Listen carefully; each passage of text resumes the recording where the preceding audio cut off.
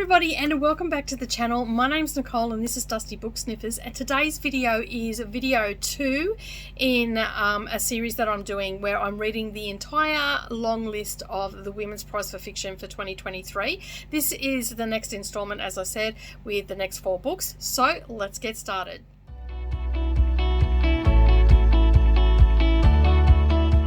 Good morning or good evening, everybody, and welcome back to the channel. Thank you for taking some time out of your day and spending it with me while I prattle on about the next 4 books that I have read off the Women's Prize for Fiction long list for 2023. So I set myself a challenge to read all of the 16 books that were announced on the 7th of March. So far I have read 8, so I'm halfway through. And so this vlog is the second video, as I said, and we'll have another 2 videos to come, and I'm doing 4 books for each video, so that it will just give you some ideas. Now, I did struggle with a couple of the, well, I didn't, not a couple, there was just some moments. Let's just say there was some moments. You will get to see all of that as we went. I didn't take much B-roll this week because I've been super busy doing other stuff, but I will insert some of the things that I cooked up and whatnot if I've got any of it anyway.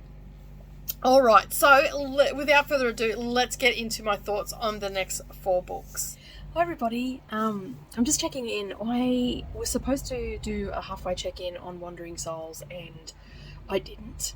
Have you ever got a book where you're not really sure about the topic, whether it's going to be something that you want to read because, you know, it is about a time in our history of the Vietnamese War and, you know, the refugees that came from that and all that sort of stuff. And there's a lot of books out there and mostly memoirs and whatnot. So I was a little bit not sure if I wanted to, like, how I was going to feel about this book. And because it's fiction. So, yeah, I wasn't 100% sure. But after starting to read it, I just fell into the story, and it's an amazing story.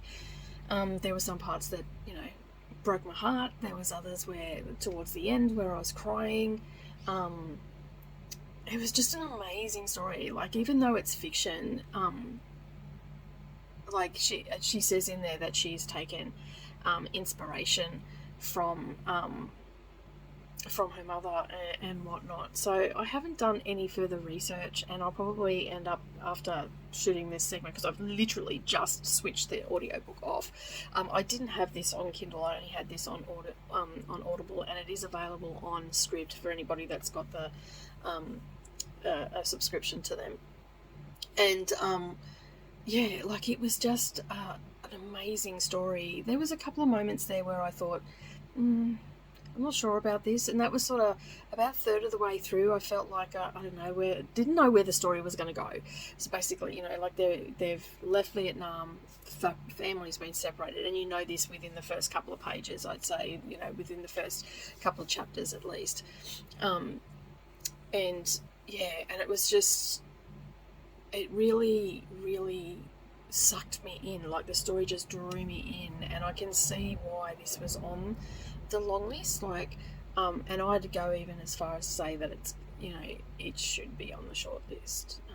But I've still got a lot of books to read yet. Like, this is only the 5th one that I've read, so it may, you know, get bumped down or anything. But right at this point in time, I was very moved by this story, and the fact of the trauma that they went through, and the fact that they were young girls and boys. The loss, the tragedy of it all, and there was things that were interjected throughout the book about Great Britain. Australia was mentioned, and how many Vietnamese refugees they took in, which I think it was like 200,000, and the policies of the then Thatcher government. So this was like in the 80s. Yeah, it was just like there was little bits and pieces interjected in there, and yeah, but the story itself really, really moved me. So basically what the story is about is, and I've forgotten their names, so just bear with me, I'll just grab them. Okay, so the 3 main characters that we're following is Anne, Tan and Min. Okay, there is a H on the end of it, so I'm not 100% sure how to pronounce that with the proper pronunciation, but and Tan and Min is what because I'm pretty sure the H is silent. I'm not 100% sure on that. So basically their parents are sent, their parents put them on a boat and send them to Hong Kong. And then their parents are going to follow a couple of weeks later. And so they've split the family, and their whole goal is to they've got an uncle that is in the United States, but Anne being the eldest, she makes a questionable judgment when she spoke to the authorities in Hong Kong, and subsequently they ended up getting sent to England. And then basically it just goes on, the story goes on from there. I do not want to give too much away, because if I talk too long about it, I'll inadvertently give stuff away. And I just think that it's a story that you need to, even though it's fiction, she's taken, at the end of the book, it says that she's taken inspiration from her mother's story. So I can only assume that Cecil is a descendant, a direct descendant of someone from the refugee camps, or from Vietnam that was in the refugee camps. Because there's little bits and pieces in there that talk about, as I said, the policy at that time that is now available, because there's a 30-year thing on it where you can get access to those documents and stuff, of policies that were made by politicians and stuff like that, freedom of information and all that sort of stuff. They call it here in Australia. I don't know what they call it in the UK. They did say it, but it sort of slipped my mind what it is. And so it is basically following the story of Anne, Tan and Min, and the struggles and everything that they went through from, I think it was just after the Vietnam War, and they were fleeing because they were anti-communist, so they were high on the government list. I'll just say that. That's what the story's about. This one here is a story that, even though it's fiction, it feels like it's non-fiction. Like, it's written in such a way that you feel like this is a true story. Like, she puts so much emotion and so much emotion and feeling and depth into the story. And we've also got the voice of her little brother, Dao, I think his name was. And he is a wandering soul. And the reason that he's a wandering soul is because the Vietnamese tradition is to bury them in their hometown, like to have proper funeral rites and everything, so they can rest in peace. If they're not given proper burial rites, then their soul will wander for eternity until they get it, and so forth and so on. So I found it to be, like, it was just beautiful. Like, I didn't even read the words, but just listening to the story, it was just absolutely amazing. And I will just bring up my script and tell you who the narrator was, because the way she told the story was just absolutely amazing. Absolutely amazing. Let me just find here. It's narrated by Alfie Hinders, Lolana Kimbrook, and Ainsley, Barbara. So it was written by Cecile Pin, and so they're the people that narrated. So it falls under the heading of literary fiction, cultural heritage, and historical fiction. And I would have to agree with that, because there is a lot of Vietnamese cultural stuff in this. So you sort of learn a little bit along the way, and there's also the policies, and I can't even, just even my general thoughts while I was reading it, I could not imagine being in such dire circumstances that you felt that the safe option was to stick your children on a boat and essentially wave goodbye to them, not knowing if they're going to get to their destination. I've had conversations with my husband, because his grandparents, who, rest their souls, weren't of the best PC kind, let's put it that way, and used to carry on about boat people and like refugees and all this sort of stuff, which really grated on my nerves. You know, and I just, like I said to his grandmother, like, could you imagine? I said, you're a mother. Could you imagine being that desperate that you would put your children and or yourself or your whole family on a boat and then go across treacherous seas in a leaky boat? Not most of the time, because let's face it, people smugglers aren't exactly great. That you think that that's a better option than staying in your country. Put yourself in their situation, you know, like try to empathize with them and try to understand why they're doing the things they're doing. You know, for me, I'm first generation born in Australia. My father was born on my dad's side. My father was born in Egypt, in Alexandria, and he came here when he was 5 with his family, my grandparents. You know, they paid a lot of money to come to this country, and you know, it cost them everything. It cost them all their skills and everything. They were stripped of everything to come to this country. You know, and thankfully I was lucky enough to be born here. I have also Scottish and English, Spanish and Portuguese on my mother's side. Nice little collection of cultures there. But yeah, like I just, like, I cannot imagine doing that to my kids or my family. Like, you would have to be desperate to do that sort of stuff. And I think that Cecil Penn and the narrators of this audiobook really did this story justice. There's just enough story interject with enough culture about the Vietnamese people, and then there's also enough fact, like politics, you know, like it wasn't overly done. Like, I know that some people don't like to read about that sort of stuff or listen to that sort of stuff. This is done so well. I absolutely love it. And I like it to make me cry and to break my heart and to just really empathize with the characters and all that sort of stuff. It was just amazing. So I have given it a 5-star rating. So yeah, 5 stars from me for this one.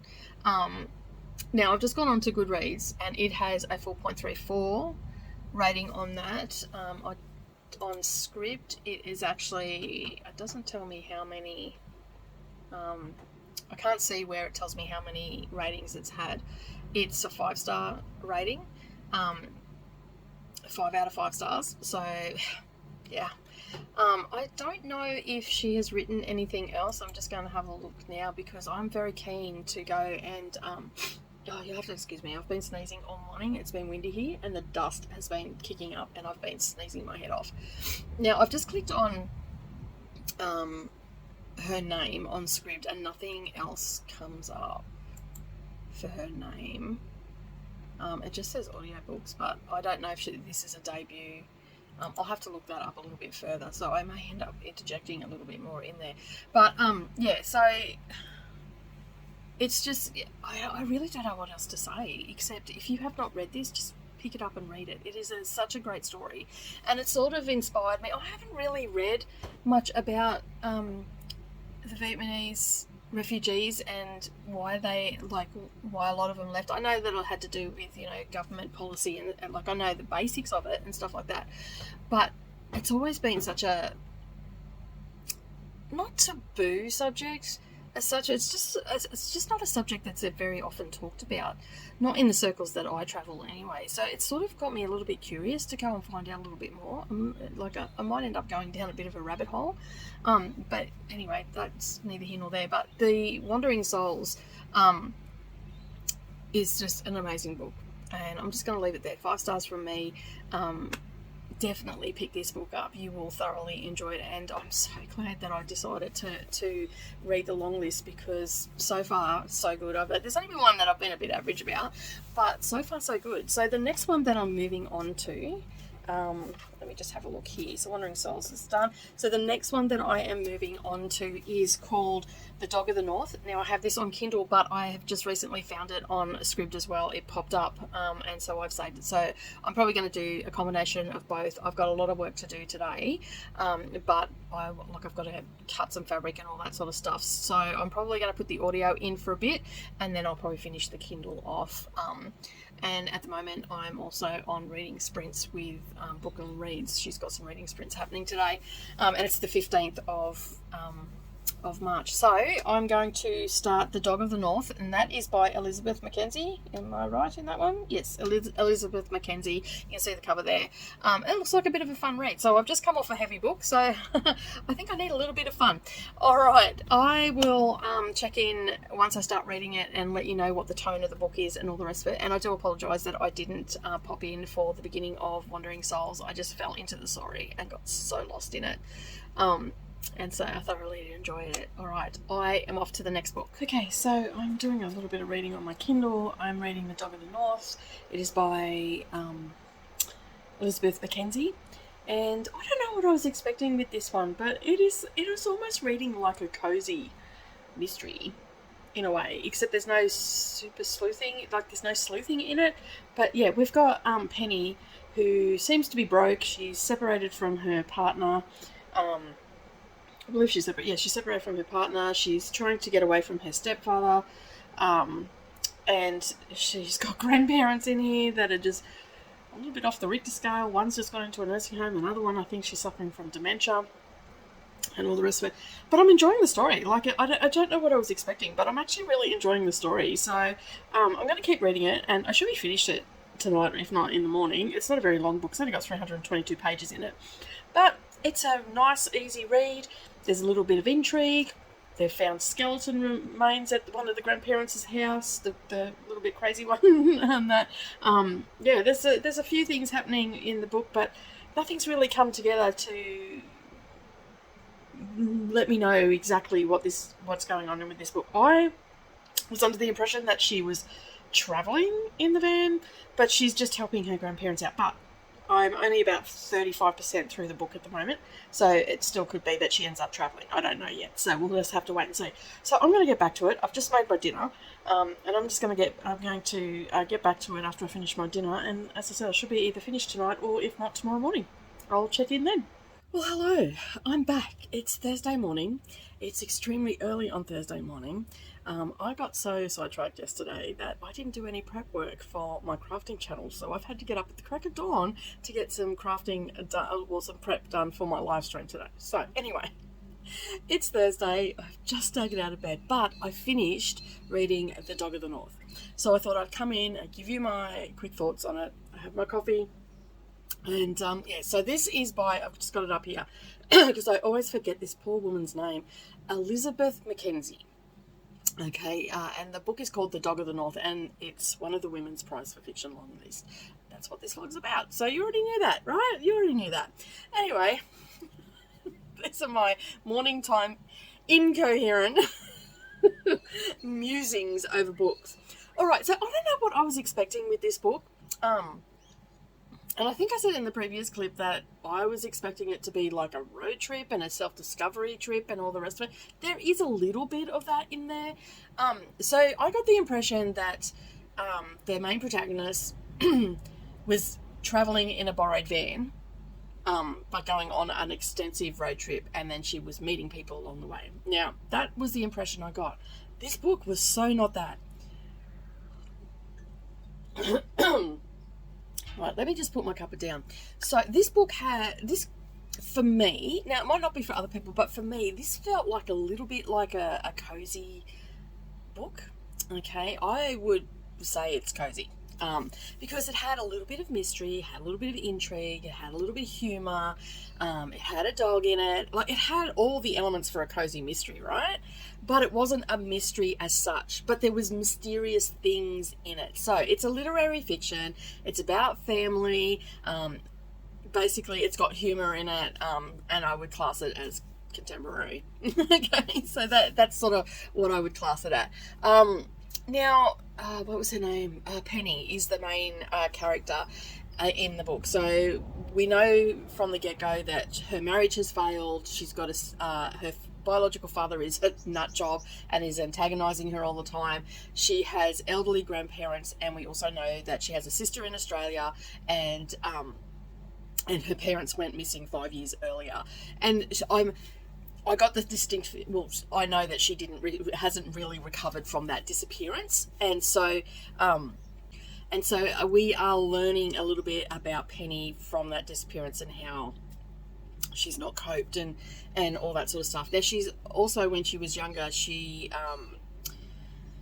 had a stepfather. So her mother and her stepfather are the ones that have gone missing. She still has a biological father. She lives in the United States, but while her parents and her sister went, and she'd done some time here in Australia as well, and all the rest of it.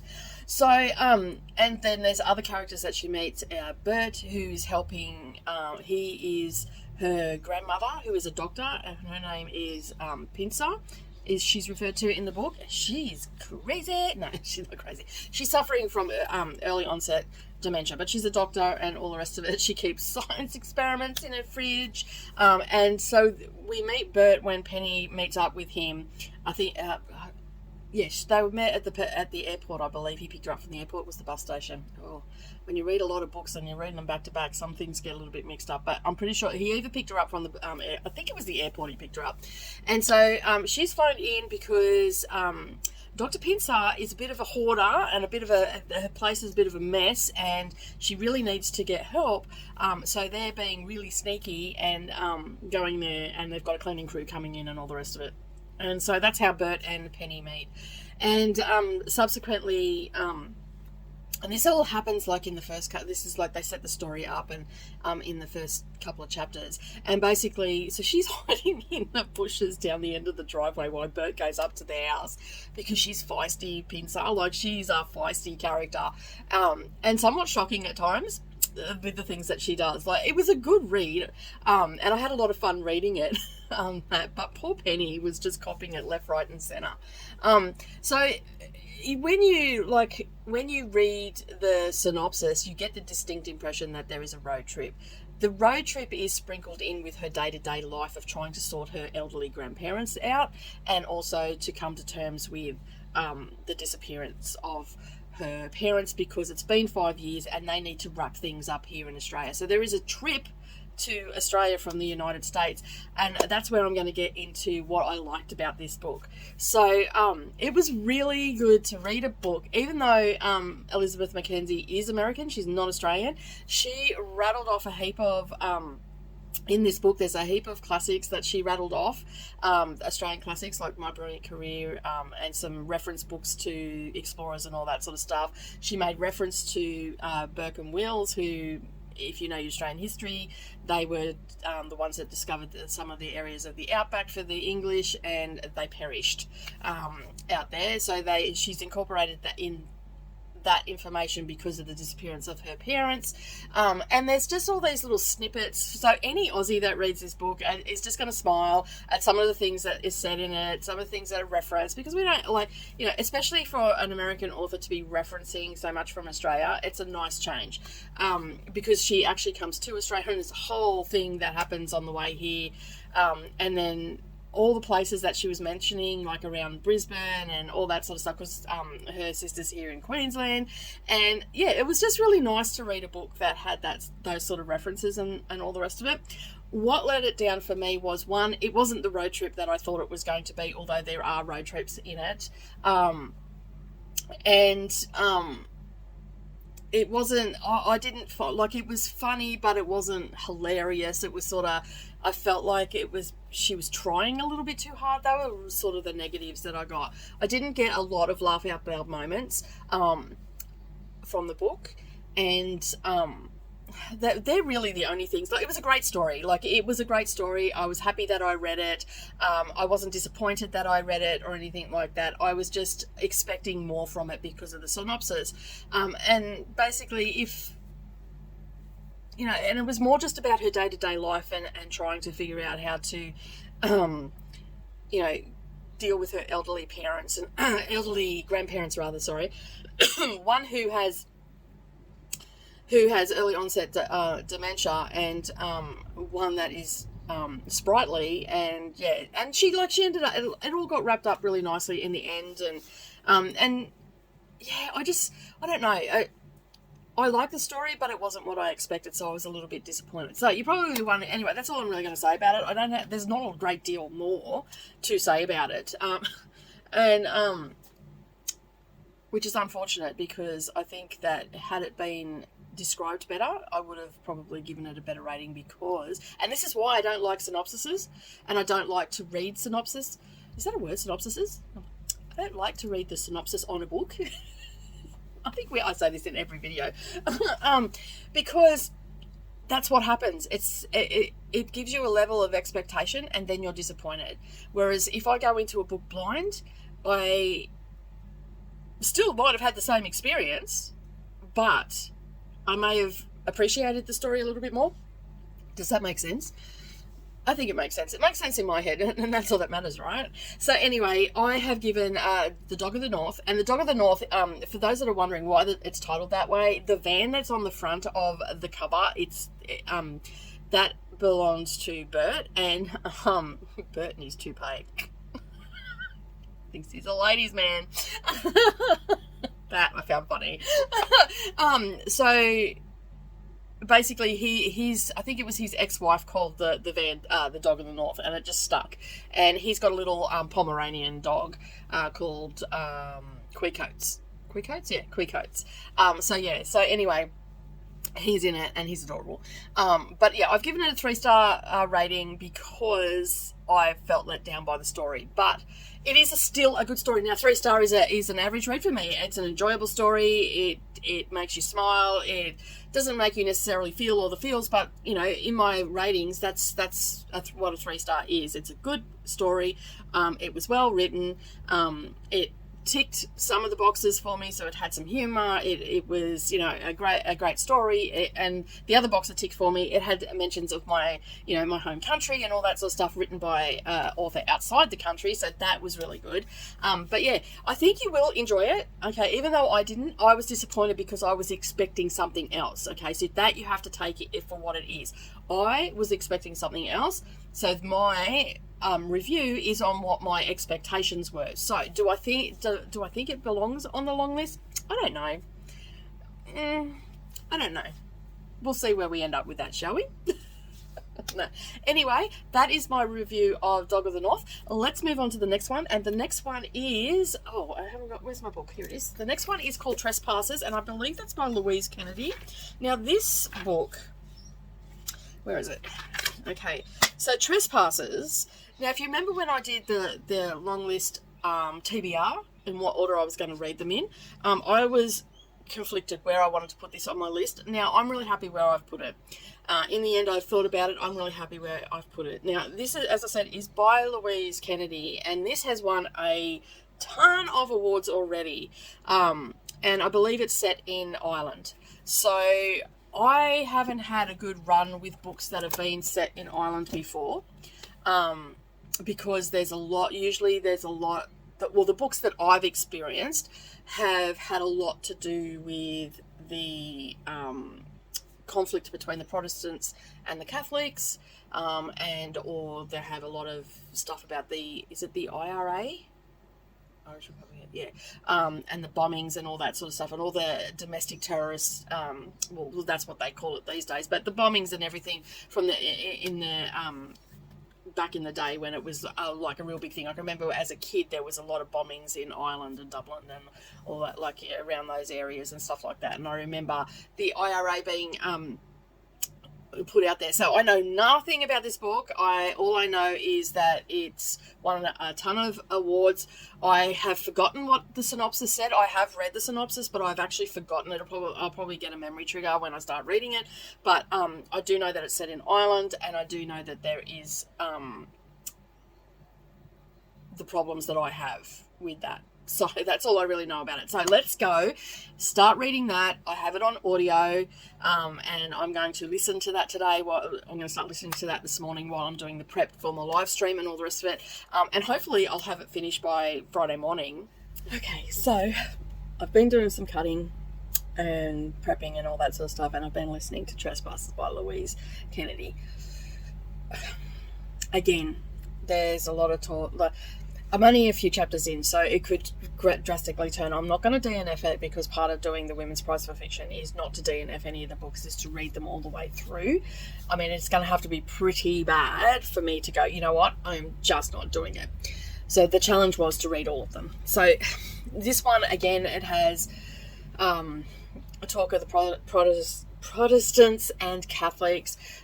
There's talking of bombings, and we just had a priest, like, I think he was a priest.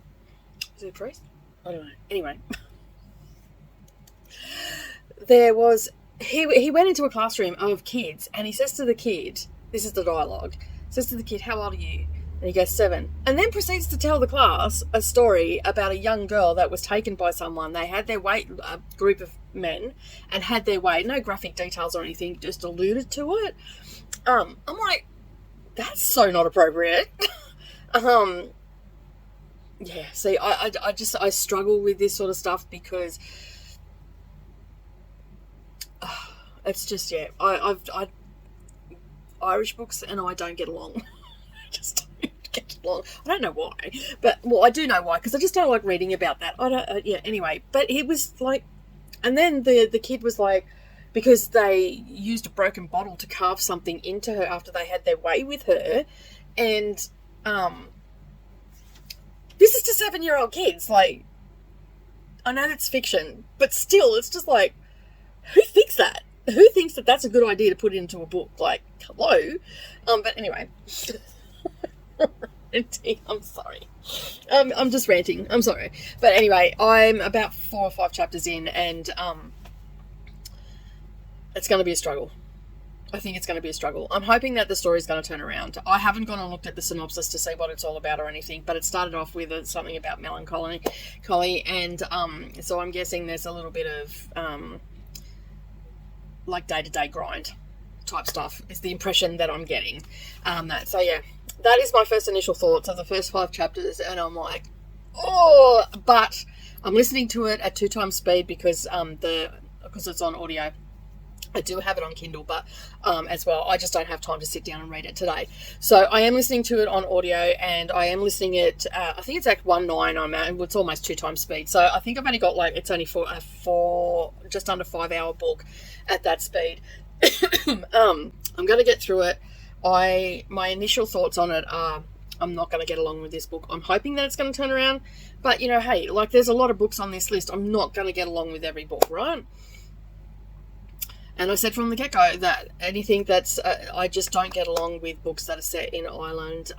Romance books, yes, because they don't tend to reference the political stuff. But most of the books that I've ever read have always referenced all the political stuff. And we all know how I feel about political stuff. I don't get along with it. Anyway, they are my initial thoughts. That one scene in the book, oh my God. Anyway, I'm going to get on with the rest of my day. I hope you're having a fabulous day wherever you are. Hi everybody, I'm just checking in for Trespassers and doing a wrap up on it. I have finished it today. I had sprints today. It's Friday the 17th of March. I still have one more to read in this block of 4, and I've got travelling tomorrow, so I'll probably just stick a earbud in and listen to that because it's on audio as well. But this book really wasn't for me. I continued reading it until the end because the simple fact is that my challenge is to read the entire long list and give my thoughts about it. So I'm really hoping that this does not end up on the shortlist because I really don't want to read it again. But chances are it is actually going to end up on the shortlist because, as I said on my sprints, there is a considerable amount of awards that this book has won, and I'm just bringing them up now, and I did discuss it on the TBR as well, so just bear with me while I bring it up. I probably should have been a little bit more organised, but I've just finished my sprints, and I wanted to get my thoughts. I was going to do my thoughts during my sprints, but I had to deal with something for my husband and whatnot, so I didn't get a chance to do it. So here I am right now. Anyway, I digress. So the awards that this has got 320 pages in it. I listened to the audio, and I do have it on Kindle, and I did there for a little while, tried to read along with it, but it just wasn't holding my attention, so I just listened to the audio and just went about my day, doing the sprints and doing some housework and stuff while I was doing it. So this book, Trespassers by Louise Kennedy, has actually won. It was the winner of the Ann Post Irish Book Awards for the year in 2022. Sorry, just totally tongue-tied then. Shortlisted for the Waterstones Debut Fiction Prize for 2022. An Observer's Best Debut Novel for 2022. A BBC Radio 4 Book at Bedtime. And a Book of the Year, 2022 Book of the Year for in the Times, the Sunday Times, the Guardian, the Telegraph, the New Statesman, the Daily Mail, the Irish Times, the Irish Independent, and the Belfast Telegraph, and now also on the long list, a Women's Prize for Fiction long list. Okay, so this book has won a lot of prizes. Now, I'm not 100% sure why it's won all these prizes, but it just could be because I don't generally get along with books that are set in Ireland or around the IRA, the Protestants, and the Catholic,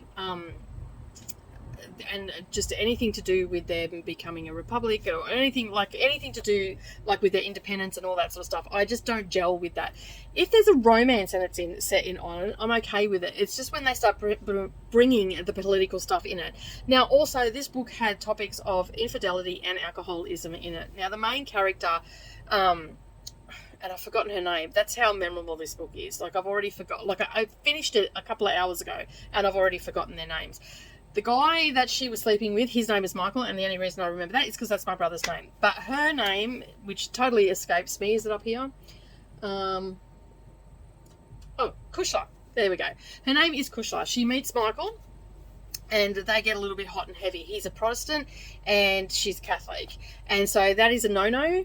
And basically they're sneaking around, but he is also sneaking around because he's having an affair on his wife. So I automatically didn't like him from the get-go. I don't think I was meant to like him, but anyway, I didn't like him from the get-go, and I lost all respect that I had for the main protagonist because she was sleeping with him, and she knew he was a married man, and she was sleeping with him. So I just lost all respect for her. Mainly because I just don't like reading about that sort of stuff.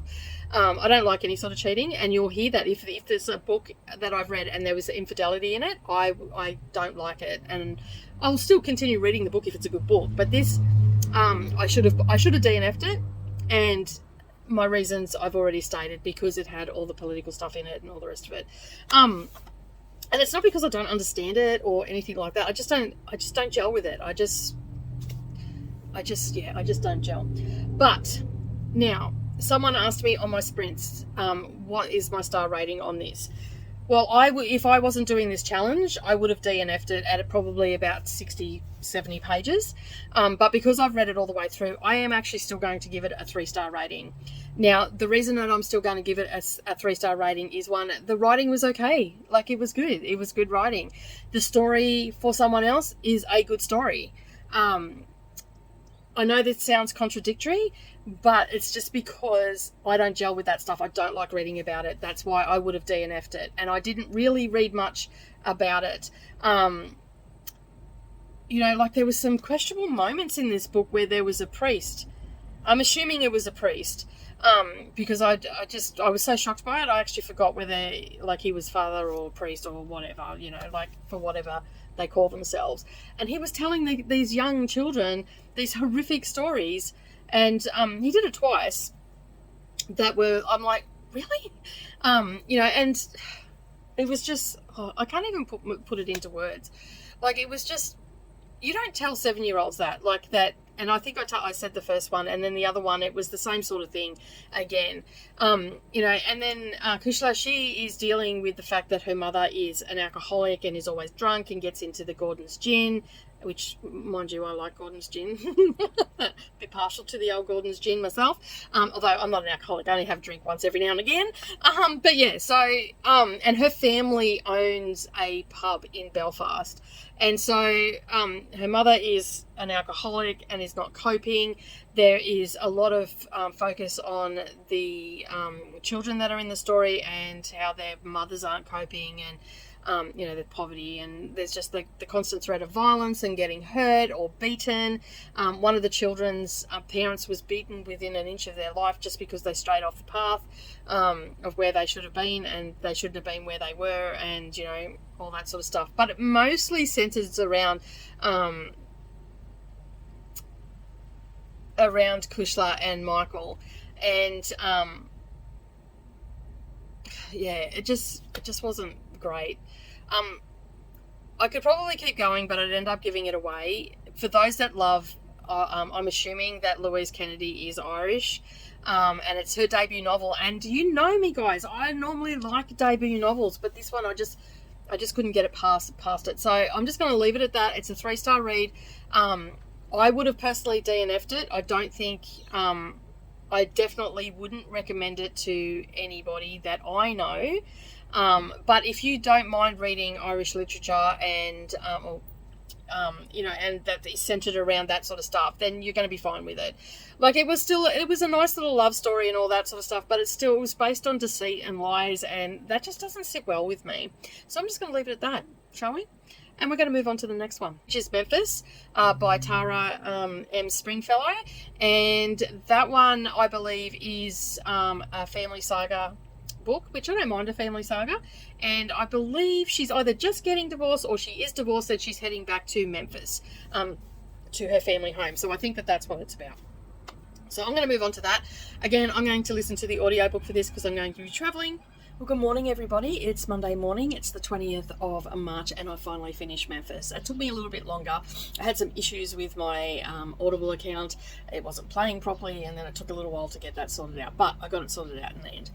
So, the book that I read is the 8th book on the list that I'm reading, and I'm reading all 16 from the Women's Prize for Fiction, but you already know that. And so this was the 4th book in the second lot of books, which makes it number 8. So, this book just gripped me from the start, and I don't often, I've had a few books like that, and generally it is my 5-star reads that grip me from the start. Now, this is a multi-generational book, and it's from a perspective of 4 women, 4 black women, and they're living in Memphis, and the struggles and everything that they've had to endure, and giving their background and all that sort of stuff. So there is a lot to unpack in this book, and I don't feel like I'm going to give it justice because I have a lot of thoughts that are rolling around in my head at the moment. I've jotted a few things down just that I want to speak to you about. And one is that there is violence, the trigger warnings.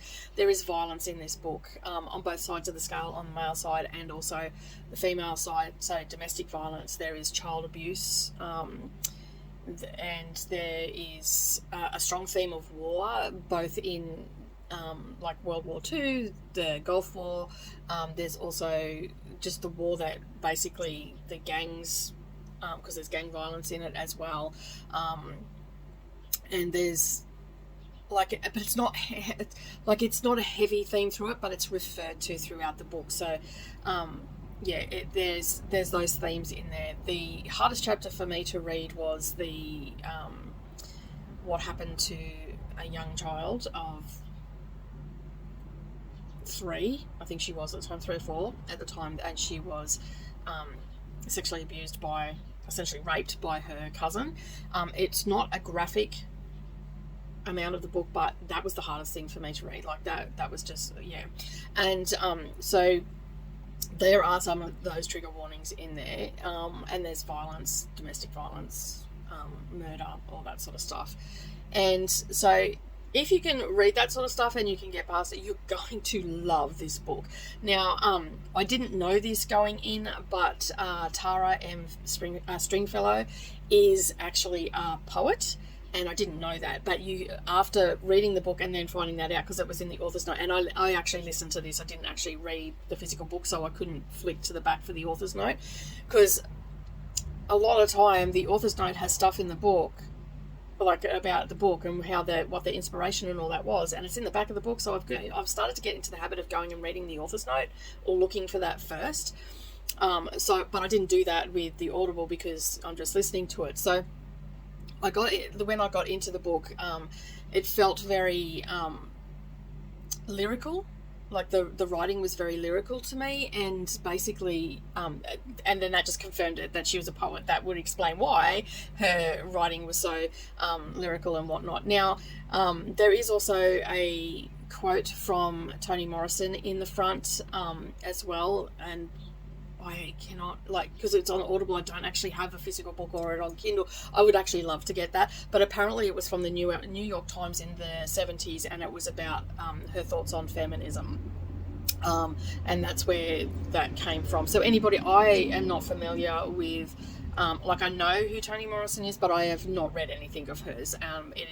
All her books are on my TBR to read, and so I was a little bit intrigued because, Toni Morrison has been, a few people that I've been talking to lately have been talking about they're either doing a chronological read, or they've been talking about it, or they've just come across her books, or they're rereading them and stuff like that. It just seems that Toni Morrison is popping up everywhere for me. So it was quite interesting that this book actually had that quote in it, and it was quite a very deep, reflective quote from I believe it was from the New York Times, but don't quote me on that because I'm probably wrong. If I had the book here, I'd be able to tell you. So that's in the front of it, and so yeah, there's some and that was just the beginning of the book, and then we've started in the summer of 1995, I think it was. So we have the opening story, the opening chapter. It has Miriam, Joan, and Maya. I want to say Maya, yes. I'm not good with names. I do apologise, and that's why I stop and think about it, but I'm pretty sure she's Maya. So Joan is 10 years old at the time, and basically Miriam and her children have fled her domestic violent husband. He is a Marine, so that's where the theme of war comes into it, and we learn a little bit more about Jax as we go on through the book, and how his life could have been so much different had he not taken the path that he had taken. And another trigger warning too, there is talk of the Twin Towers, the terrorist attack in 2001 on the Twin Towers and the Pentagon, and that. So there is talk of that in the book as well. So if that's something that's going to trigger you, it's not a lot, but it is referred to, and then it's got and it spans, I think, about 70 years, so it spans quite a lot of time, and it goes backwards and forwards, but the main timelines we're looking at is Hazel, which is Miriam and August's mum, and that's Joan and Maya's grandmother. So that's Hazel is one of them. Then we've got August in there. We've got Miriam, and they're sisters. So Miriam is the mother of Joan and Maya. So it's looking at the multi-generational story. And so basically they've fled back to her ancestral home, essentially, in Memphis. And basically she knocks on the door. And this is in the first chapter. She knocks on the door, and her auntie opens the door, and and basically the story just starts there, where we learn that there's been some trauma that's happened to Joan when she sees her cousin. She basically is so shocked by it that she just pees herself, and then the story is sort of flowing on there. Now, I know that I have a sneaking suspicion that this is definitely going to be in the top 6 on the short list, and I have my thoughts of what is going to happen with this book, but I'm not going to say that here because that's another video. But and there's a lot of themes in this book as well, and I'm not even going to begin to say that I understand the trauma of anything like this, but it was a bit tough to read, but it was a compelling read. I couldn't stop reading it. There was a couple of times I had to close the book and put it down and just take a breath, but it was just beautifully written. It was a powerful, impactful story. You felt for the characters, you hated some, you loved others. Like Joan's younger sister, she's just a sassy little thing. And she just at one stage there, she had a British accent, and she was sprouting off in a British accent about things, and then one of them asked, well, where'd you learn that? She goes, from Mary Poppins, of course. And then towards the end of the book, she's speaking fluent Italian. Like, she was just really sassy, and you know, gave her sister little nigs and all that sort of stuff, and you know, and there was a phrase in there that during the book that I think it was Jax that said it to Miriam, about, because I mean, he was domestic violent, he was a very angry person and whatnot, and she had said, I can't remember exactly what she said to start his dialogue, but his response to that was, where are you going to go? How are you going to survive with, you know, 2 babies, no education, and a black face? And, you know, just to keep her downtrodden so she'd stay. Well, that sparked a fire in her, I'm telling you, because she basically had come from that position, and still it was a struggle for her and all that sort of stuff, but she made a point of getting an education and working a job and end up, you know, becoming a nurse like her mother, and you know, and she worked damn hard for it. And so it is sort of covering from 95, I think, until 2005, so a 10-year period, because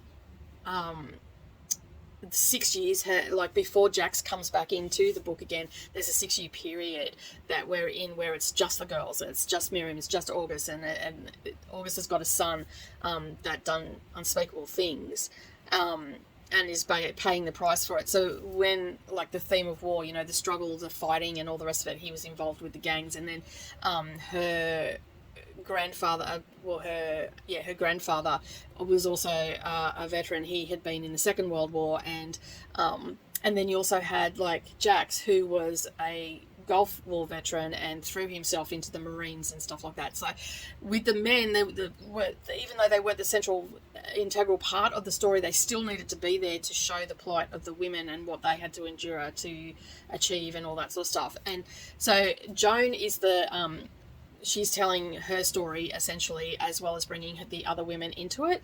And so it's about her struggle of being, you know, that they're being downtrodden and they're not allowed to rise to anything or be anything or make anything of their life and all that sort of stuff, and how the older women had just put that to bed and just didn't even think about it or anything like that, whereas Joan wanted it to be different for herself. So she was an artist, and all these women have had some sort of gift. Like the North women have this gift, and it's talked about through that. So whether it's through singing or music or you know, just being an artist and stuff like that, but they've always had to put it to the side. It's the last thing that they think of, and how society won't let them rise above it and all that sort of stuff. And so that's where we find Joan is pushing back against that and wants to, you know, be an artist and all that sort of stuff. And her mum is trying to tell her, no, you, like, to keep her down. Even though she wants the best for her daughter, she's still telling her, no, you can't do this. And Joan's just pushing back and pushing back and pushing back. And eventually, you know, she just keeps pushing back, and she starts to put some of her things from the past to bed, and she's starting to realise that maybe this is possible. She still has a lot of doubt and everything like that, but she starts to feel that it's possible. As I said, the story revolves around this 70-year time period, and we do go back, and it's not very jarring. I know a lot of people don't like dual timelines or anything like that, or some people don't like that multiple POVs and whatnot, but regardless of whether you like them or not, this is a book that I think that everybody should read. It is just so well written. I just absolutely loved it, and I personally am not someone that reads lyrical writing. I'm not a super fan of it at all. I find it sometimes a little bit frustrating and a little bit wordy and, you know, pretty type thing. It's not how you should describe it, but that's how I feel. Like, I just don't gel with it a lot of time, but this was just so beautiful and so impactful that I just think, regardless of whether you like that or not, you should read it, because it just has a wonderful story to tell. And, you know, like, they even talk about, you know, the civil rights movement and segregation and the assassination of Martin Luther King, and all of this is talked in this book. And it's not a very big book. I think it's only got, let me just bring it up. I think it's only got 252 pages, is like, but it is such an impactful book, and I think that Tara M. Stringfellow is going to bring so much to the table, and I do hope that she keeps writing, and she's actually gone onto my automatic buy. That's high praises right there, and I have actually given it a 5-star rating. I know I say reading because it's a 5-star read for sure, and I think that everybody should absolutely 100% go out and buy this book today and help support Tara M. Stringfellow to get more books from this woman out, because I think she is an amazing writer and has a lot to bring to the table.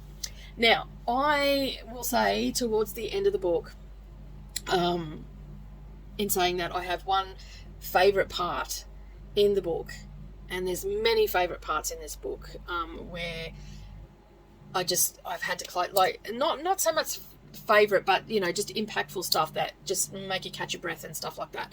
But this one chapter, towards the end of the book, we know that Joan's an artist and all that sort of stuff, and she's trying to strive to become a well-known artist and whatnot, and her mother has constantly been that stop sign to her, just not letting her do it, and fighting with her and stuff like that. Well, Joan went to her auntie and said, this is what I want to do, and I want you to help me, and August did help her, and basically they essentially deceived her mother, but for a good reason.